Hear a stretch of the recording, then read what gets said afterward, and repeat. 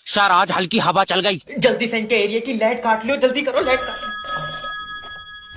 Hello. काट ली light? हाँ क्यों? सर हवा चल रही है। तो लाइट क्यों काट ली? हवा में निमोनिया हो जाएगा इससे। सर देखो, अगर मैंने अभी लाइट भेज दी हाँ, और खंबे से तार टूट कर तुम्हारे घर में गिर गए, तुमने पकड़ लिए तो? माँ हो ही नहीं घर पे, भेज लाइट। आए लाइट भेज आए कर रिया। सर हवा में नहीं भेज सकता, हवा में लाइट में दिक्कत होती। हवा में दिक्कत होती? तेरी लाइट तारों के ऊपर चल रही है। तुम टेंशन क्यों ले रहे हो? लेट जाओ, लाइट रात में आ जाएगी। अभी भेज लाइट, मेरी तबीयत खराब है। तो तबीयत लाइट से सही हो जाएगी। हाँ, मुझे दबा में लाइट के झटके बताए, तुझसे मतलब है? तू बात मत करना मुझसे, मैं सरकार का आदमी हूँ। मैं सरकार की औरत हूँ, भेज लाइट।